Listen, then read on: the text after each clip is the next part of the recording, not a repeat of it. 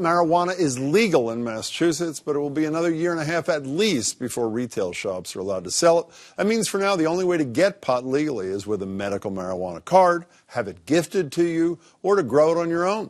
As WGBH's Stephanie Leyden reports, there's both a growing interest and concern about homegrown marijuana operations. These are only 3 weeks old, and that's how much size they've already gained. This man, whom we agreed to call Daniel, is doing something perfectly legal, growing marijuana in his Boston apartment. The new law allows Massachusetts residents to grow up to 6 plants, 12 per household. Daniel asked that we hide his identity because he's worried the plants could make him a target for thieves. You're going to get 200 for this plant, 200 for this, 200 for this, 200 for this, 200 for this, 200 for this.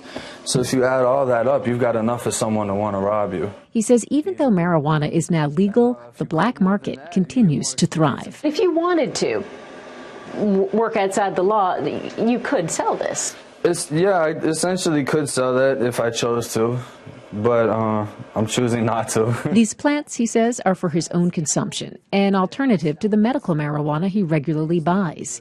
He hopes to save money, but the initial investment isn't cheap. Add up the tent, lights, fan, exhaust system, and Daniel figures he's invested $800 so far, and he's not alone. At Boston, Gardner, and Roxbury, they have marijuana seeds, but there's been such an uptick in the number of people growing it, it's been a challenge to keep the shelves stocked with everything else. We have back orders for people. The tents have been flying out here off the wall. People want lights. The dirt is just moving. The dirt's moving here in Lowell, too.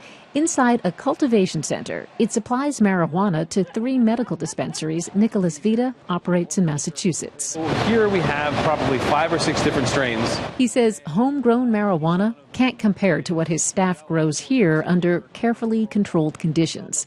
His product has to meet state standards and offers what he calls a consistent chemical profile. And you would argue someone is better off using marijuana from this plant than a plant they've grown on their own. Well, I would argue that they know what they're getting. He compares homegrown marijuana to homebrew beer. Most people, he says, will decide the stuff they can buy at the store is better. But he says when homegrown marijuana is legalized, more of it at cheaper prices ends up on the street. If you look at any market where there has been an introduction of these programs, you also see a significant increase in black market activity. He says in other states he's seen sophisticated underground operations develop, undercutting his prices. And he says there's no way for police to trace the source of the pot that ends up on the street. Law enforcement doesn't really know how to distinguish, and they aren't able to distinguish between a black market product that's imported, say, from Mexico or from Canada or from somewhere else and something that's grown in Massachusetts.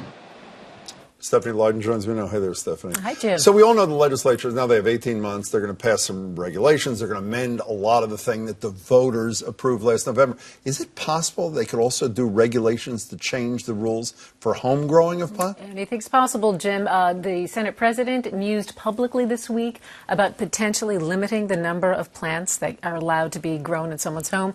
He voted for this, by the way. Right. He was questioning, how much will 6 plants or 12 plants per household yield?